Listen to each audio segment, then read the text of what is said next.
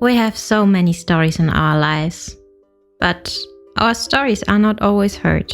On the Hear My True Story podcast, we tell our own true stories.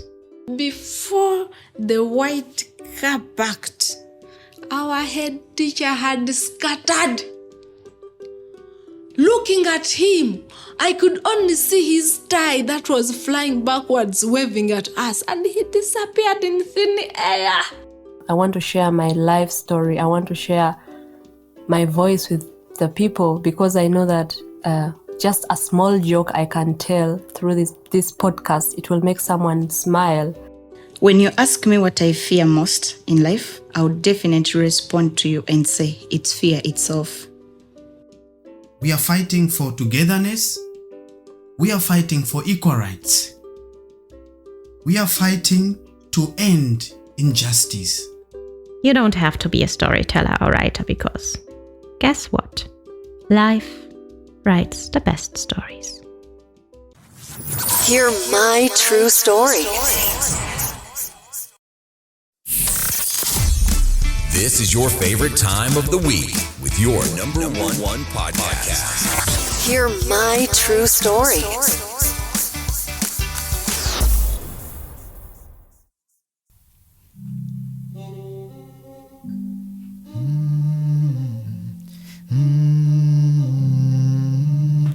Mutandikwa kyali kigambo kyatonda omuntu n'ebitone ebirala. Omuntu yaweebwa ekitiibwa mu butonzi akuume n'ebitonde ebirala. Takoma okwo abeere mujagujagu ayongere ku butonzi. Mirembe gyamuweebwa okutonda oba okusaanyaawo kyasiimye. Obuntu mu buntu kyensaba, obuntu mu buntu nze naawe otakwo. Obuntu mu buntu kyensaba, obuntu mu buntu nze naawe. This verse is for you, my brother. Obuntu mu buntu kyensaba, obuntu mu buntu nze naawe. Yeah, I'm going to sing the last verse for you. Yeah, and for our dear listeners. Yeah. Ndi ku mavivi Katonda wange, saba kumanya n'amagezi. Tere emikisa mu mirimu gyange, sobole okuzimba ensi.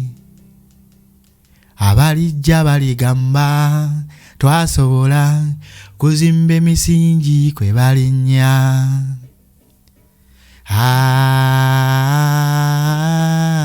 Let me stop from there. Hear my true story. Yeah, our dear listener, thank you so much for joining us this week again. It is me, your host, Otako, on this wonderful podcast, Hear My True Story. Wow, it is so interesting to have you guys every week when you join us and listen to this wonderful podcast. Anyway, for those who are just joining us this week, I would like to tell you this is Hear My True Story podcast. Here we tell stories of people, we share wonderful true stories, and we also have wonderful conversations. And also we host people and they share their own personal stories. And for this week, we have a wonderful conversation. It is an old conversation. We had it in the year 2022, maybe it was in April, where we hosted this guest and he talked so much about living here in Europe, mainly living here in Germany, and what he does. And what is so special about this is that it is in the month of February, where we celebrate the Black History Month. And for this month, we decided at the podcast to share wonderful conversations that we had with our guests, we had with our African Black people living in Europe, all the people who are staying here in Germany, and they have wonderful, inspiring stories that can inspire other Black people living in Germany. And for that reason, we hosted Edwin Matovu in the year 2022. It was in April when we shared this wonderful conversation, which was really relevant, and it is still relevant for anyone who is listening to this episode for the first time. It will be new to you.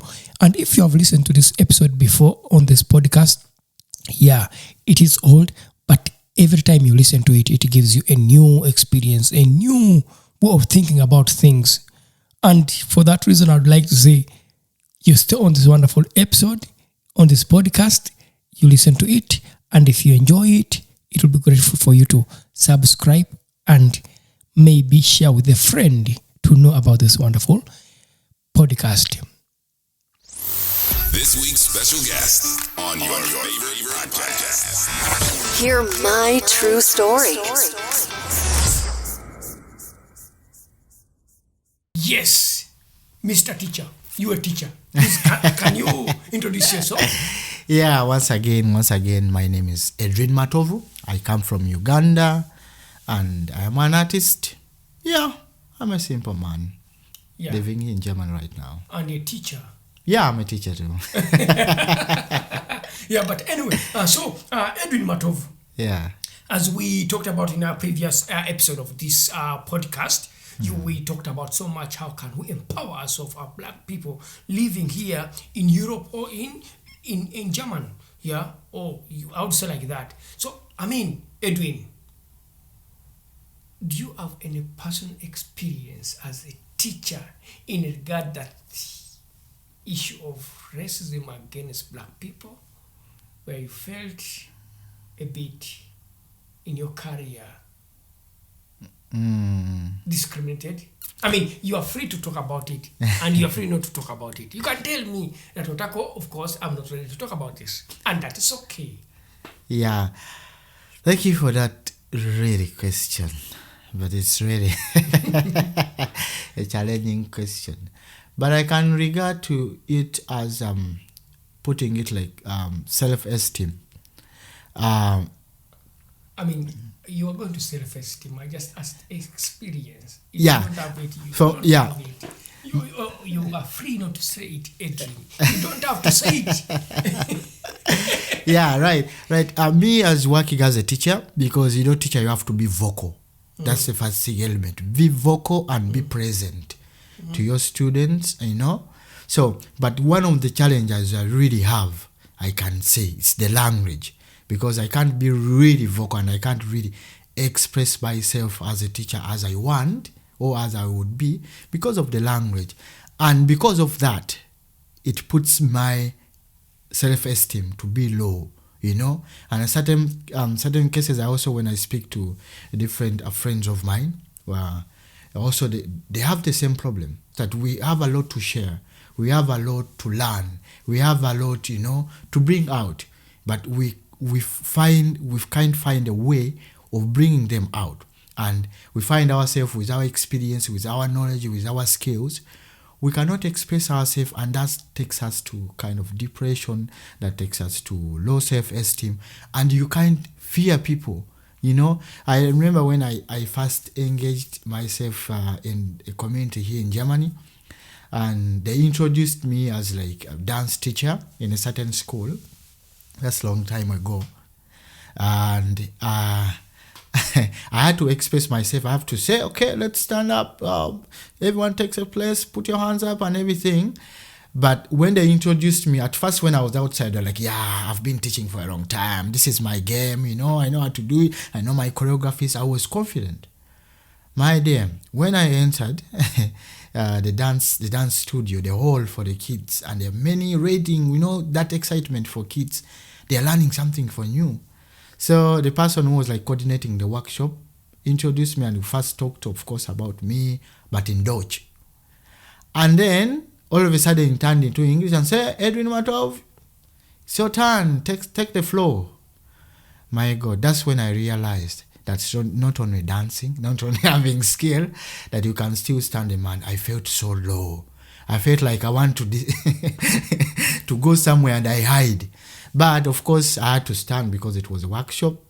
And I did it, but I wasn't myself. To be true, I wasn't really myself, because the kids have like some questions they want to ask, and these quick questions. Can I redo this? And I always had to say, can we go to the left? And then I had to ask like coordinator, what is she saying? She should go to the right. Oh yeah. Every time to be like having interpretation and everything. And from that workshop, I wasn't the same. That energy I brought from Uganda, the skill I had, the excitement and the willing to share and to learn, I became really down. So the next workshops, I was really down, expecting for questions. How am I going to handle? I starting to learn some words in Dutch, So experience as a teacher, I can put it more in that aspect. And sometimes we could say related to the racism, the question you asked me, most of the things maybe they have been statements raised and I cannot understand maybe from the kids. Like the workshop I attended a long time ago, one kid raised their hand and said, we have a question. I say, yeah, go to the question. In Uganda, do you have food? Do people eat? And, that point, it might sound stupid. Which kind of question? I'm also a human being. We're also people. So you cannot live without eating. But it's a kid.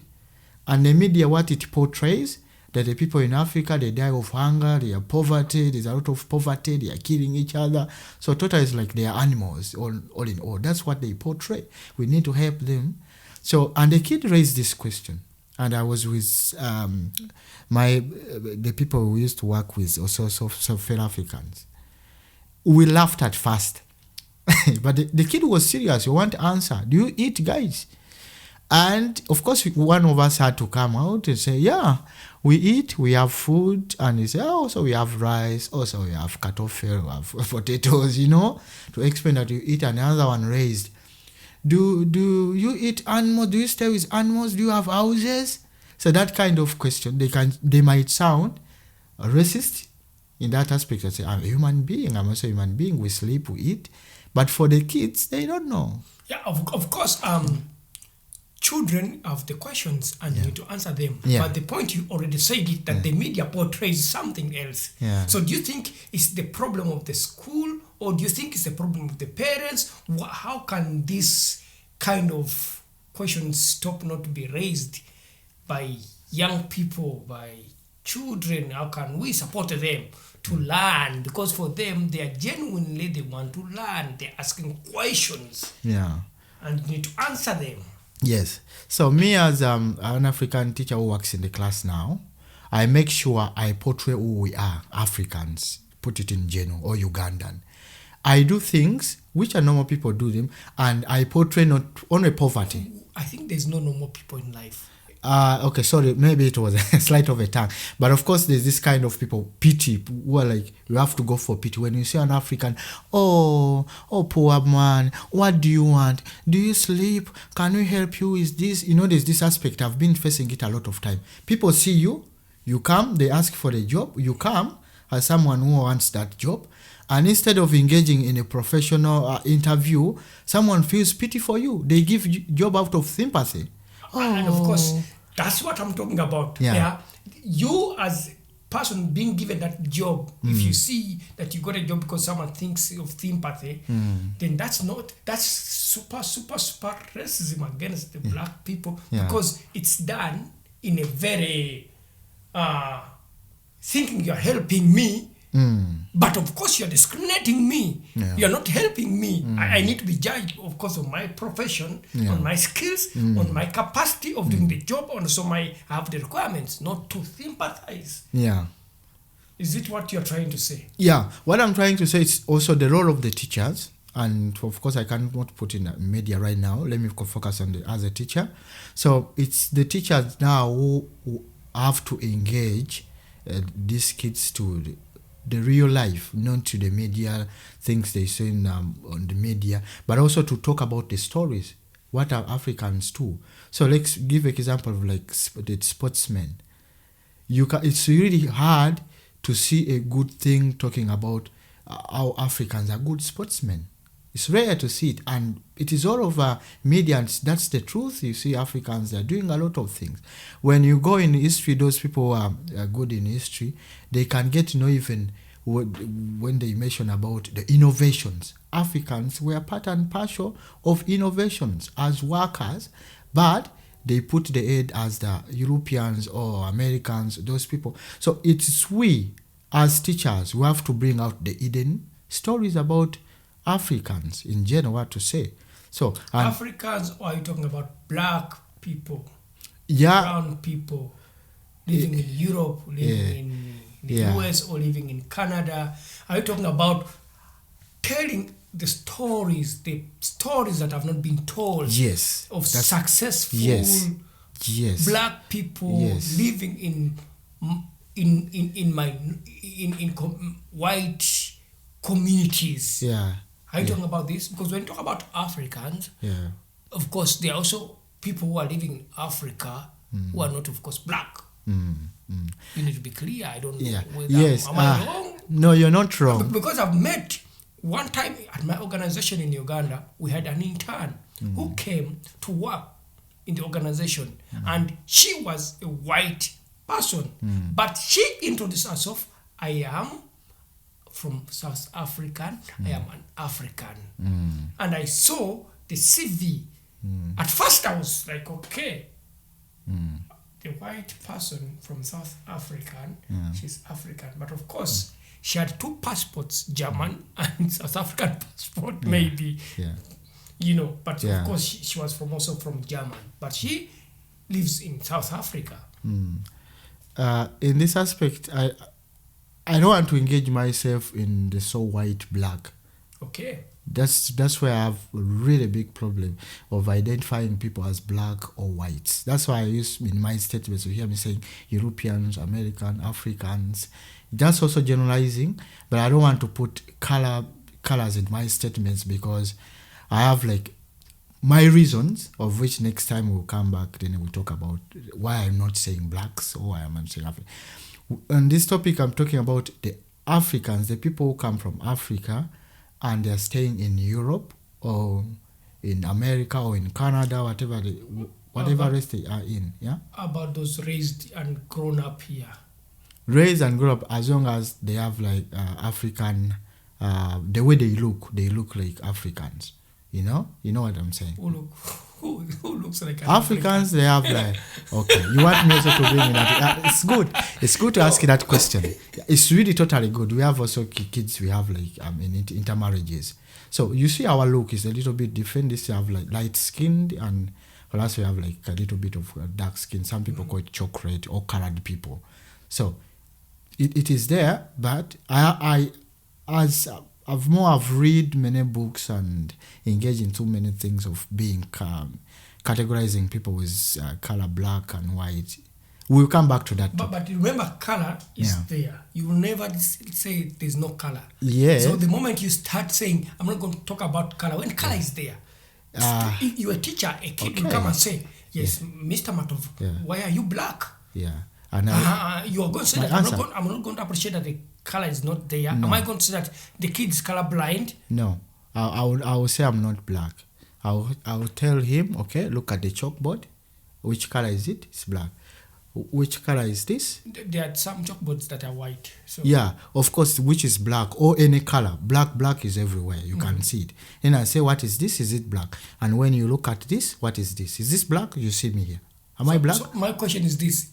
Do you still say so that you don't want to talk about color? But because there are people who say that I don't look at color. It's human beings are human beings. That's okay. And I appreciate that. But the point is that, the word color is there. Color is seen. Green will be green. Red will be red. Light will be light. Dark will be dark. Black will be black. But am I black when you see me?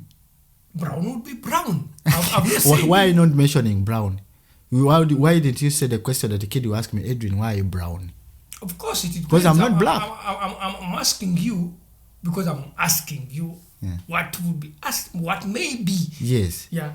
And because that question I've already had. Because I've met people who have said, I don't want to be called black. I want to be called brown. Ich bin nicht schwarz. Ich bin braun. So you get that. Ich bin dunkel. You see, people have their reasons you've talked about already. Yes. Yeah, I think we are switching from our question. We need to go back to the real question. Yeah. Yeah.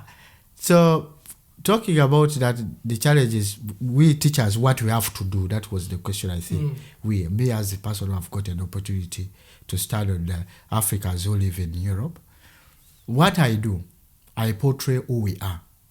I'm not a pretender. I act who I am. I do things in my way. I think it would be better to say that I do portray who I am, Yes. not who we are, because you may not. Yeah, of course, I say I do who I am. I don't pretend. Yeah, but as we said, it's like a sample, it's like a reference. When say Martin Luther said da da da da da da, and people put it in a paragraph, and people appreciate that. What is it? So I do what I am, and I portray who I am. I don't want to pretend, or I want to pretend to be how the Germans are, how they do things, how they do. Of course, the system's there, how we have to teach, how to do that. But there's me, because even the Germans, they cannot all be the same, you know. So they are teachers, that's why they are names. They say Otako, Edwin, because they want to put that clear that when Otako does that, it is Otako. And the fingerprints are there and everything. So what I'm doing, I portray who I am. And people who know that I come from Uganda, I come from Africa, those kids, I don't need to tell them, when you make this statement that Africans, they are poverty, they are poor, Africans, they are this, they see me. So when they hear these statements, what the question we raise, give an example, if they are watching news at home, and they see Uganda is doing this and this, those people eat people, they da da da. The kid will stop and say, hey, wait a minute. Mom, we have a teacher from Uganda. Matovu is from Uganda. He doesn't eat people. He does with us, and he's a happy man, and he doesn't beg us money. And he looks, he eats apple with us. He does this.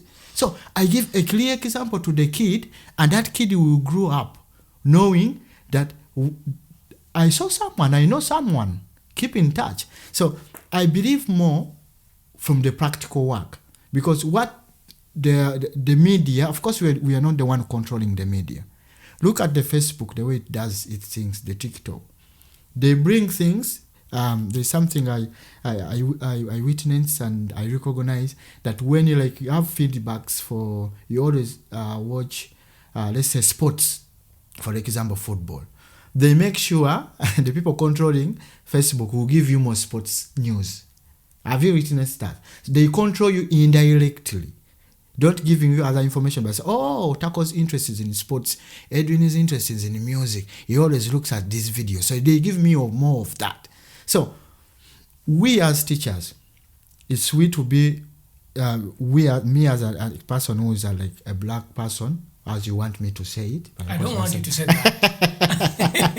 You can say so, whatever you can say. Okay. Yeah. As an African who is working in German as a teacher, what I do, I make sure I do who I am.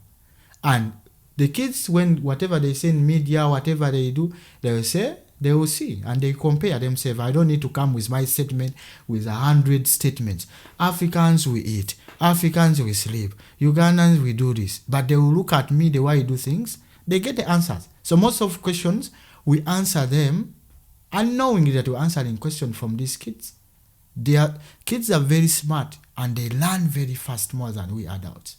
They see things, and when you change something, they say, but Mr. Matov, last time you said this, but now you're saying this straight away.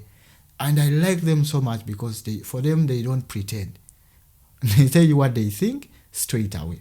So what we have to do, people who have opportunities, and wherever you are also, you work with the school. You do your part as an African. But however much you try to push, this is my opinion. I'm not saying it's a must, but what I do. However much I try to say, coming with a blackboard and write them, we Africans, we don't do this. You cannot say this statement with other Africans. We da. I do. I just do, and then I will leave them to judge me or to judge Africa, depending on me or what I do. But I make sure I portray what people want also to portray out of me. So I give myself a big task to represent where I come from. Because however much I'm fighting to generalize, and I do this, it will keep in people's heads that our Ugandans are doing this and this. So, to summarize everything, what to say, also to engage in the conferences like with teachers, the conferences, because they have many topics talking about African studies, they should, I think we could also advise them how they should phrase them, because most of them are ignorant about Africa. They also get the information from media, from the books the books which are really wrote by them. People who just visit Africa, they are the one who writes our history. So we also, that's why most of the teachers from me where I work from, or they come and they engage. Is this true in Africa? It's like I attend this course, but they ask, Edwin, is this true in Africa that things are this and this and this? And they say, no, in where I come from, we do this and this and this in front of students. They also like no pretense or no going behind and say, no, Africa, you don't need to say this. But in front of students, they talk about a topic and they have questions. Do you have cassava in Uganda? When the kids are there, help us. In Uganda, do you have cassava? Do you know something like this? And I say, yes, we have cassava. That's this and this and this. So straight away, you don't need to pretend or to act good or to do more being a hero. Just to be open-minded and do your job. That's what I do. Okay, thank you so much, Mr. Matovu, Edwin Matovu, for your opinion. Yeah. So in summary, you will say it's very important to talk about the topic of racism against black people in the schools. It is important. So, but we, people who come from Africa, we have extra work. Because even European people talk about it. Our friends who always really want to engage that, and they really find a way of punishing students who really bring those racism statements. But for us, we have extra work. What are the extra work for Africans who live in Europe? To act the way we want people to perceive us. Don't make statements you don't do. Don't be a pretender. When they say Africans don't keep time, please, as you say, not all Africans don't keep time. Please be an example. Live an exemplary life. That's why I call it extra work for Africans who live here. Portray our picture in the right way, as you say. Yeah, when you say Africans who live here, I still have the same question, because, you know, there are people who are born in Europe, in the US, wherever they are, in Canada, they are black, brown, people of color living here, they were born here. You get that? But of course, maybe the world sees anyone who's a BPOC, black person of color, or a black person, a brown person from Africa. But of course, not all of them are from Africa. The people are coming from Jamaica, there are people coming from the Caribbean, the people are all over the world. Black people have been all over. So, I mean, maybe we need to be clear. Yeah. The good thing about it that when you introduce yourself and the way we do things differs, depending where you grew up from. It differs. When you see an African who was born in Europe, and an African who was born in Uganda, they differ, the way they do things, because the people who raise them, the environment differs. So the way their actions, the way they speak, the way they do things. That's why you find a kid whose father is a Ugandan and the mother is German, is doing something which is contrarily different from me or someone who was born in Uganda. So that at first sight, they will see them, okay, this is an African. But when they engage them, they of course be different. But for me, my task, I give it to the Africans who were born in those African countries and they migrated, they moved to live in Germany or in Europe or in USA, to portray what we want people to know about us and to be real. We don't need to be pretenders, to act good when you're bad. So just know when you feel bad when they say Africans don't keep time. And I'm sorry to repeat this statement, but it is very famous everywhere. That Africans, they have a problem with time. Please, as you go against that statement, act. Be on time. Okay, thank you so much. So, since you're a musician, you're an artist, what is your opinion about this music and art? Can it be one of the best way of self-empowering yourself as a person living, or a black, brown, black person of color living in Europe or in the US or in Canada, to empower yourself?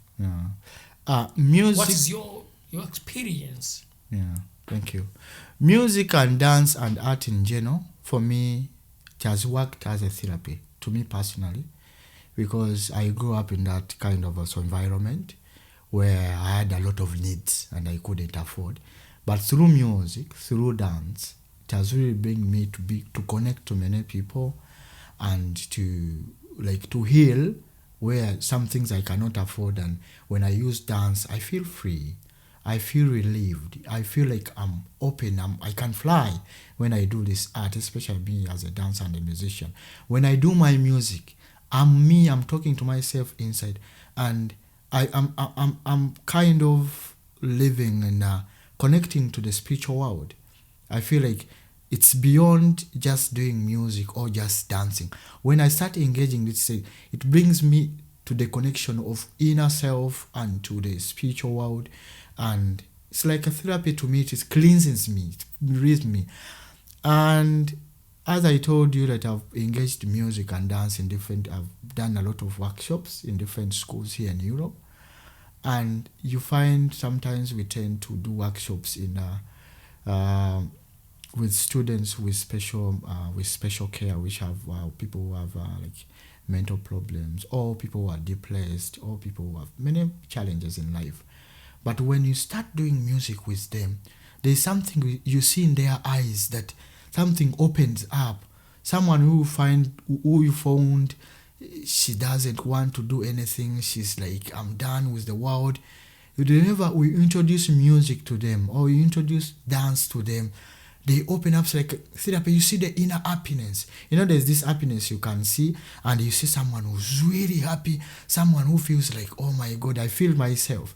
So for me, music, dance, as a profession, I use it more as like the healing process, like a therapy, like connecting myself also to other people, but also to spiritual world. Also because I've done it several times, and it is something special about, let me say, art in general. Also people who do graphics or do paintings, when you find them in their process, that process, like, they go beyond. So I think it is very important to use music or art in general to help yourself, to motivate yourself to come back to your strength to stand. Yeah. So thank you so much. You're welcome, sir. Edwin. By the way, listeners, Edwin is one who did the music for our podcast. Mm-hmm. And when you hear that podcast starting, the start of the episode, you hear that music is by Edwin. Yeah. And I'm happy to always have you on the podcast. So before we end our conversation, do you have something else you would like to share that maybe we have not shared about? Maybe a personal experience about doing music as an artist here in Europe mainly. Yeah, we Africans who grew up in our African countries and migrated to Europe or wherever you are, we should always create space for ourselves. Create space in what do I mean by this? If you have a talent or if you have the skill, you try to find time to do something you like, to do something you love. If you want to be chatting with your friends, create that time. Call that person, engage. If you are like an artist, you do music, for example, find those people who do music, find those people who do dance, find those people who do paintings. Go there, because it will help you to stay strong of all the challenges we have here with the languages, with financial problems, with family, with what. Find that something you love, something you really treasure, to find time for it and do it. That one, it has helped me personally, that whenever I feel like I'm down, I go back to my studio, I sit down, I play my music. I feel I'm down, I call you Otako. I say, my brother, how's going on? I share my experience. And be free, feel free to share your experience. It's really good. You help others and you help yourself to share, and don't be shy. Bring it out and you hear from other people, because many things which has happened to you as a black man, as my friend wants me to say, but as an African who lives in Deutschland or who lives in Europe, it can help other people, and you also learn from them the same experience, maybe they found a solution for it. So let's keep in community, let's share, let's keep with people who love us, and let's really push ourselves. We are there, and this is our generation, this is our time to turn out the history as it was, that we're supposed to be inferior. It is time for us to be superior, not to be a superior and put others down, but also to stand, also to come to the level of moving forward. That's what I can say. Oh, thank you so much, Edwin Matovu. Our dear listeners, we have come to the end of our conversation of this podcast, this episode with Edwin Matovu, and I don't know when and what time you have had this, but it is always our pleasure to share with you our conversations. And if you want to support Edwin Matovu with his music, you can find it on very many online platforms. I'm sure Edwin would like to share where they can find his music. Yeah, you can find my music in on every music platforms. Give example like Spotify. You can find it on YouTube, iTunes. So everywhere there is music platforms, you just type in Edwin Matovu, then everything will be okay and you enjoy the good vibes. The good vibes. Yeah. Yes, as we end this episode, I think, Edwin, we can have some of your music. Is it okay, or we can? Yeah, I can. Of course, I can also have it played in the episode, if you say so. Yeah, I think that will be also good, but I can play one of my last release. Mm-hmm. I dedicated it to this. Yes. This is gonna be the long time kind of crying and suffering, lamenting and cursing. But the question is, what's gonna make your life better than today? Just thinking out loud. Yeah. Life is journey.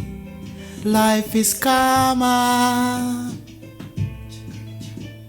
You better watch out what you do.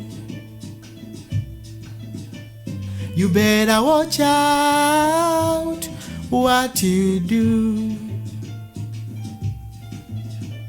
Ebyange nabikwasa oyo yantonda nze yangabirira. Mu bbugumu ne mu bunnyogovu oyo yankuuma. Taata weebale, sina kyakuwa, sina kyakuza, ndi muntu buntu.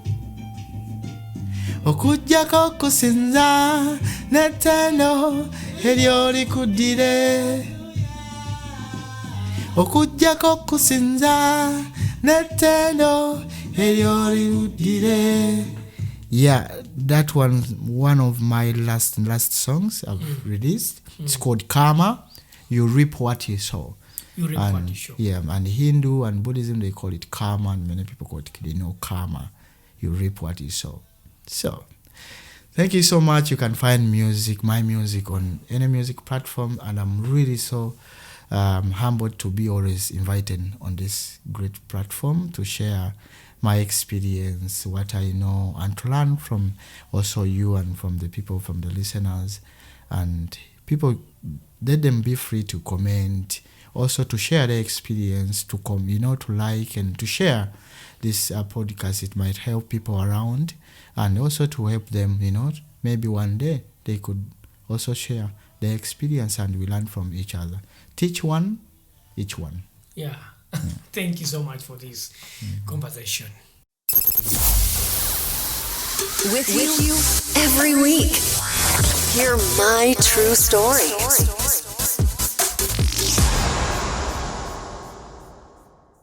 Yeah, our dear listener, thank you so much for listening to Hear My True Story podcast. It has been me, myself, Otako, with our guest, Edwin Matovu, and I hope that you enjoyed that wonderful conversation. Yes, and if you'd like to support this wonderful podcast, please kindly go to hearmytruestory.com. There you can subscribe and be a supporter of the podcast with the little money that you have. And if you cannot be a supporter of the podcast with any little money that you have, you can also tell a friend to know about the podcast. It is always a great thing when you share about this wonderful podcast. Thank you for listening, and thank you for supporting Hear My True Story.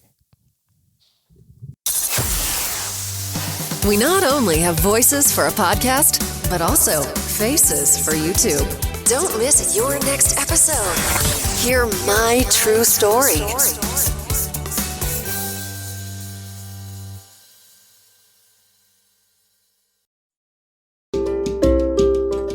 Thank you for listening to our podcast, Music by Edwin Matovo, hosted and produced by Otako. Subscribe to our podcast for more stories and visit us on our website, hearmytruestory.com, for more stories. All the links are listed in the show notes of this podcast.